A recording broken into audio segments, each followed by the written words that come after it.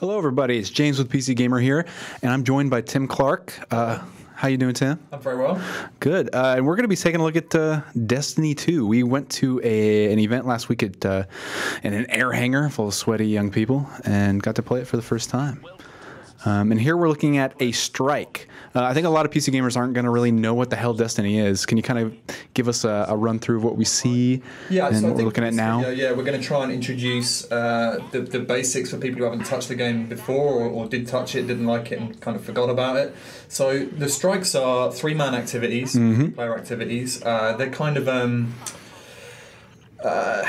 they're multi-part kind of missions, cooperative. They're designed to be super replayable. They end invariably in a boss encounter, which you'll see in this one. This one's called the Inverted Spire. It's that's a good name. I believe on the planet Essus. There's a number of new play areas in the game. Yep. From Earth's European Dead Zone to there's a moon of Jupiter, Io. Which I think was that the one with the methane sea? I believe so. Yeah. Sure, but, a number of brand new play areas, of which this is one. I think this is Essus. The person we're watching now, we should know early on. This is PS4 footage. PS4 Pro is what we were playing. Pro footage, so 4K textures, but they wouldn't let us capture from the PC version. The PC version was running great, although as per our reports, will be coming after the console versions, unfortunately. Yeah. So in this, we're watching.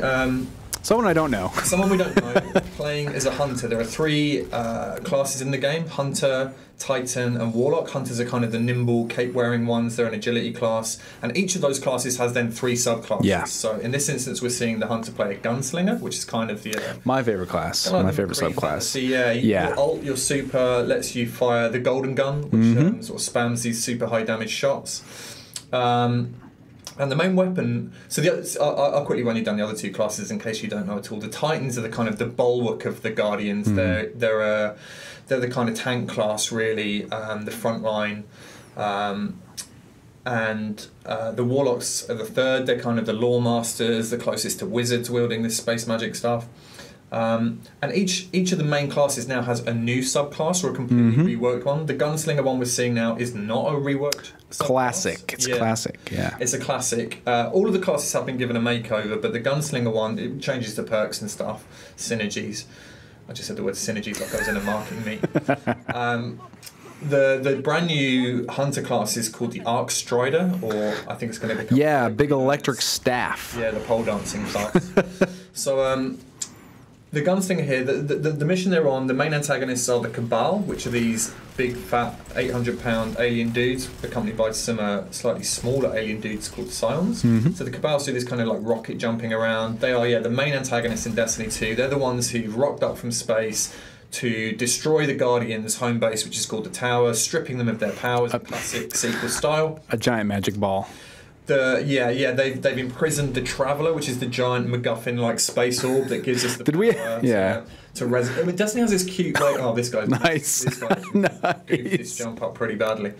So the Traveler gives the Guardians the power to resurrect. So there's kind of like a lore reason why you can respawn, as we just saw this chap do.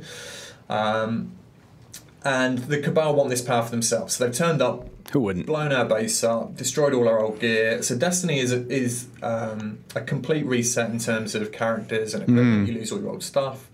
It's good news for people playing on PC because it's a fresh start. This is actually, James, one of the pistol he's wielding here is one of my favourite of the exotic guns. I was going to say if it was familiar or not. So there were three exotic guns. Exotics are the highest tier of weaponry and armour. You can only equip one exotic item per character at any given time.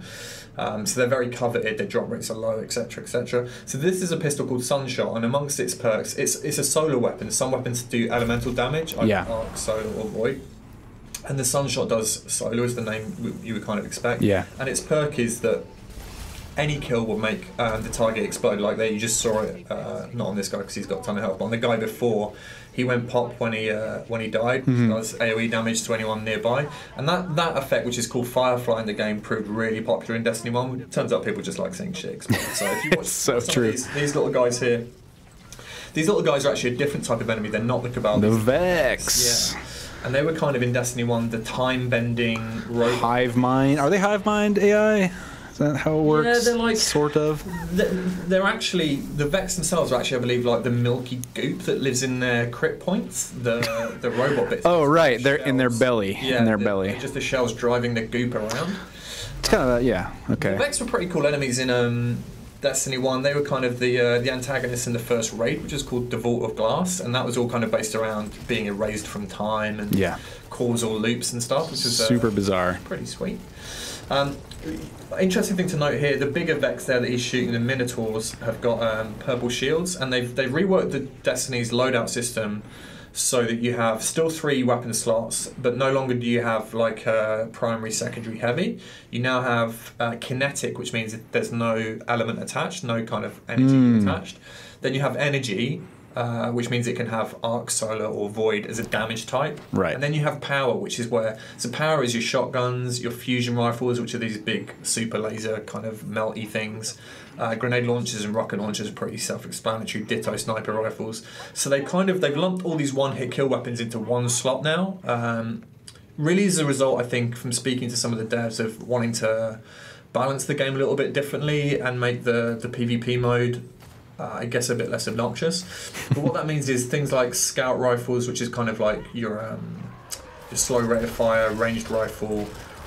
Pulse rifles, which are a burst weapon, hand cannons, big giant pistols like the one we're looking at now, they all sit in either the kinetic or the elemental slot. So you can run 2 hand cannons, potentially 2 submachine guns. So that's cool. For people very familiar with the game, that's going to change the build possibilities quite a bit, I think, and force you to kind of commit to one power weapon.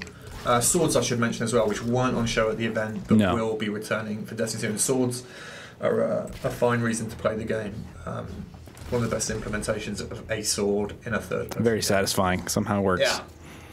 Yeah, I don't think we haven't seen this guy use his ult yet, I don't think, or if we did, I missed it. You can see it's, if you look in the bottom left, that's the white bar that's charging up at the moment.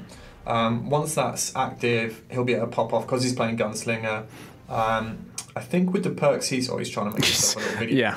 So he'll be able to pop off, I think, 6 golden gunshots. Previously you could only do 3 in the old 4 if you had a particular helmet on. So the other abilities to note are each class has multiple different grenade types it can pick from. Melee types, which can be altered with perks again, for instance, to set enemies on fire, or make them explode, or to trigger health drain when you do a melee attack. But there's also now a third class-specific ability, which exists across all the subclasses, and in the Hunter's case, it's a spinny dodge. And there's 2 varieties of this. One type of spinny, it's kind of like a sideways pirouette.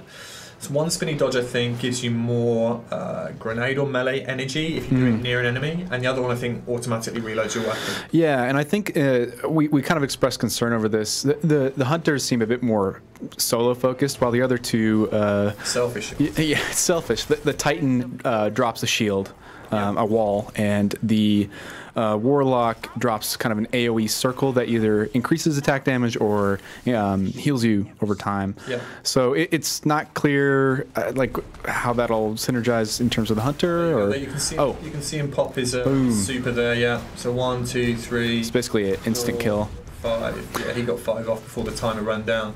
Not bad. So it says on the screen they generated 1 orb of light. When you do your super, you generate orbs of light for the other players to pick up as collectibles, which helps charge their supers. So a good strike team will be chaining supers. You can see his teammate there is, I think he was playing the pole dancer guy. Oh no, he was playing the Titan, the Striker Titan, and his special is the Fist of Havoc, which was previously just a one-hit kind of gorilla slam, electric arc gorilla slam on the floor.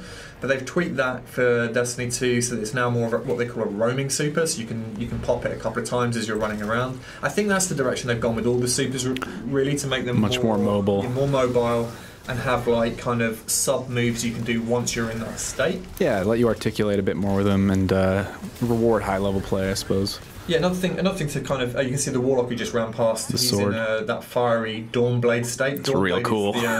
Yeah, that's the new Warlock subclass, which replaces Sunsinger, which was the solo Warlock class. Sunsingers in Destiny 1 could resurrect. Cool, but it was cool, but it encouraged you to sit on your ult for the whole game, so you wouldn't generate orbs for your teammates. And I think as well for Bungie's design is it created a bunch of balance issues, especially with some raid encounters. The fact that some players could come back from the dead once everyone else was also dead would create the capacity for glitches and exploits, which definitely I mean, it wrecked at least one in whole. There are some famous exploits for sure. So I mean, the stuff that we liked here, you're seeing these three players move through the strike, and it's, you know, we skipped over, they were fighting some Cabal dogs here. At this point, they've dropped into an area they're now going to have to defend. Bungie, I think, learned quite a bit from the strikes in vanilla Destiny, which very much were kind of like, get to an area, fend off 3 waves of enemy, open your door, and then move to the next area. You could kind of see as they move through this one, in like the dog section that preceded this, it was really wide open. Yeah, I mean, it serves a couple things. Like, it's just a different kind of arena. You step out, and this playthrough didn't really show it, but you can see like dozens of Vex fighting dozens of dogs. Yeah, and dogs. Sort of like old school, at this point, Halo, where you encounter a big scale battle, you can kind of just insert yourself into it, and they tend to play out in different ways depending on where you are and who you're playing. And in this case, you can see just these dogs, unless you really babysit them, what are they called, war beasts? I don't know about you, but there were points where there were probably 10 right on me at one point. Yeah, and that's where you really want one of those like high rate of fire, close-up weapons like a submachine gun. If you see as they're dying, they're dropping like purple and green bricks, which are ammo types. Purple being the power ammo for those one-hit kill weapons I was talking about earlier. That's definitely at a premium. In the build we had, so this guy's super's charged again. Let's see if he's going to use it. Oh, there was the little dodge you could see again, his little pirouette thing.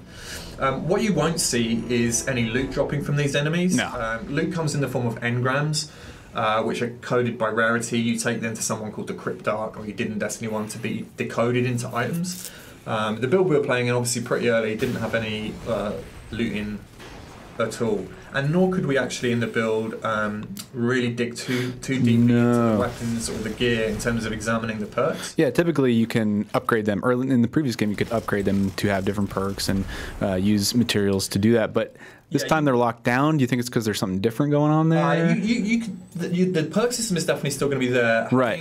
Having been at the event, one interesting thing to note was that one of the weapons said, in one of the screenshots, no mod applied. There's a system of modding coming to the game.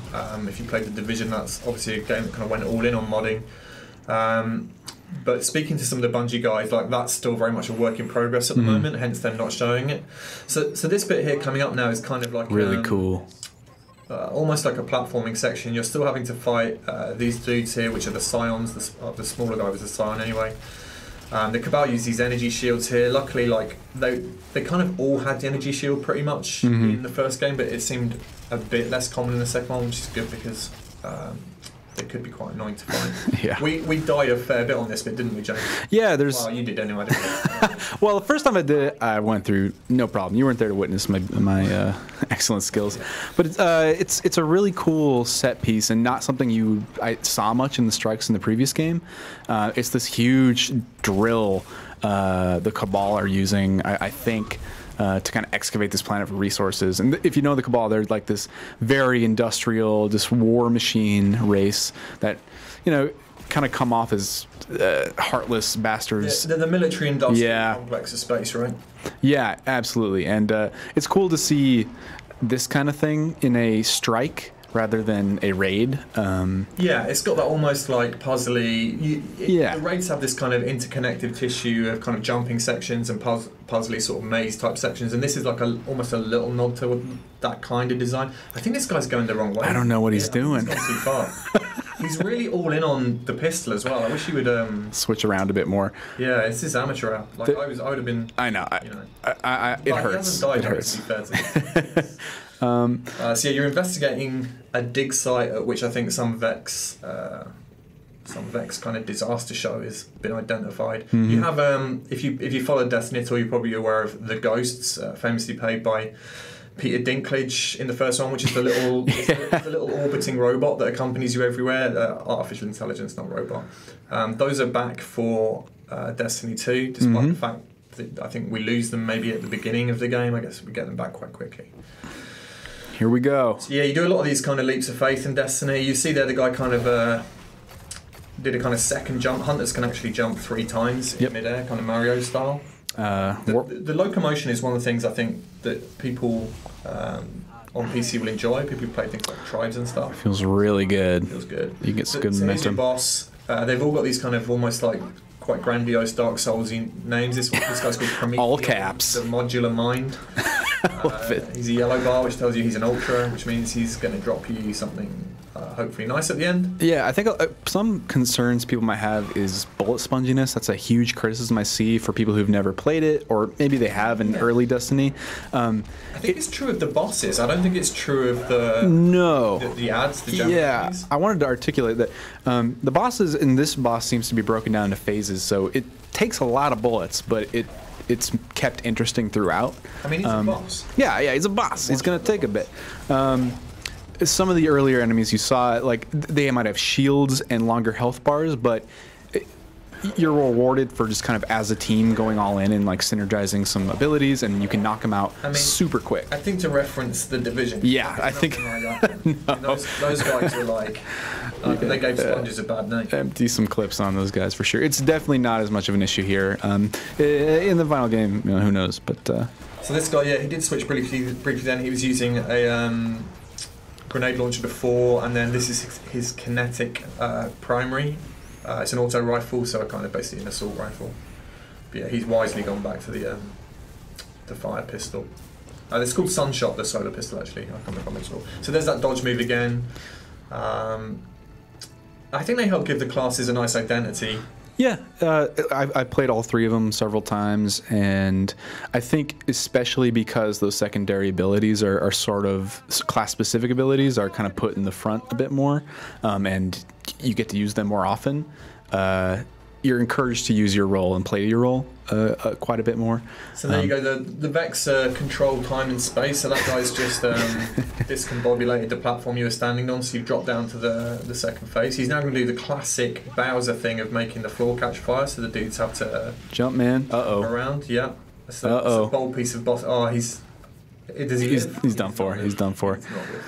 In these situations, your team has to wipe for you to start over. People can revive you if they're near you, or you're on a 25-second timer to respawn, something like that. Looks like that. So you can lose a decent amount of progress, but it's usually fun to retry. Here's using a super. Yeah. Spamming away. Nice amount of damage there. I don't know how it'll articulate in this game, but the supers can be modified. In the previous game, my favorite thing was to use Sunshot. Is that what it's called? I'm forgetting already. The Gunslinger. What are they called? Golden Gun. Golden Gun. An ability where every enemy you used it on would explode after. Oh, combustion. Yeah. Yeah. Whoa! Playing this, the Hobgoblin is the Vex with the kind of the big ears. Yes. He's a sniper, and this one seems to be glowing gold. You see there on the right. I wonder if there was anything to that. I think he's being buffed by the boss in some way, because later, as we'll see, hopefully, I think on the third phase he buffs, or maybe it was the first phase, he buffed the Cyclone dudes. I'm forgetting their names already. The floaty guys, all purple and glowy. So yeah, in the final game, these strikes, the harder versions of them will come with kind of built-in modifiers that will make certain types of weapon damage more effective. Or have things like your grenade recharge will be greatly sped up. So they're kind of all in on trying to make these strikes as replayable as possible. So yeah, there we go, dropping down. If you played Halo 2 or 3, I think they introduced skull modifiers for missions. And it's basically that, but you get rewarded with better loot or certain kinds of currency. It's unclear what those will be in Destiny 2, but you'll definitely get some good stuff, I'm certain. So I guess the main thing to note is that when we were playing this on PC, they were running it on a 1080 Ti. It was running at gossamer smooth 60 frames. I don't think it dropped at all. It will have uncapped frame rate when it eventually comes out. Which as mentioned earlier, we're still not quite sure when that will be on PC. The consoles come out September 8th. Hopefully not too long. Hopefully not too long, but yeah, unclear at the moment. If you have played this game before, then I think it's fair to say the gunplay feels very similar. For me, that's a plus. I like the first one a lot. Played a lot of it. Me too. Some of the best in the biz, I would say. And I think one thing that was, the thing that was a real relief. So there you can see the shield at the Titan dropped. Yeah. one of the big releases, I think, was that on mouse and keyboard, that feel had been retained while still benefiting from the precision of playing on PC. Like the precision weapons like scout rifles and sniper rifles obviously really benefited from using a mouse, but they didn't feel unfair. And no, it didn't feel like a different flavor. No, yeah, the shooting didn't feel. On console, there's a certain, like, Bungie has a certain feel, a certain snap to the weapons when you aim, and a certain sort of floatiness to how you move, and none of that was lost. It was, I would argue, heightened by the ability to just respond so quickly to things happening, and I think people are going to be pleasantly surprised, and a lot of this. I think it's right that people are skeptical. Okay, why didn't the first game come to the PC? Yeah. And we heard it was a grind fest. We heard it was all these things. I think you can forget about the first game. I mean, it is a grind fest. Like, it is Diablo right as a first-person shooter. Yeah, in the same way Diablo makes clicking so satisfying through visual feedback and audio feedback. I think Destiny, the first game especially, demonstrated you could do the same thing with a first-person shooter. I think Destiny 2, though, has a lot more going for it in terms of like storytelling, and what we have heard about the overworld so far sounds really promising in terms of like side quests and extra characters and a less convoluted story, hopefully. The litmus test is really going to be, can they continue to, assuming it develops a good audience, can they continue to feed that audience at the speed with which they consume content? That was the fundamental problem with the first game. For people who stuck around, they just couldn't there you go, he's popping the big man. Celebratory. Yeah, should have used that earlier, dude. Yeah, there you go. That's our impressions. Early look of Destiny 2. We'll bring you PC footage as soon as we can. Hopefully soon. Because I think that'll perhaps persuade some doubters. Yeah, for sure. But in the meantime, there's going to be a beta this summer. I don't think we have word on whether it's going to be on PC or not. No, and that feels slightly ominous given the PC version is delayed. So I wouldn't be surprised if we don't see it. Yeah. But either way, September 8 on consoles, and hopefully shortly after. But between now and then, we'll be covering it probably far too much because we love this game. So look forward to that. No apologies.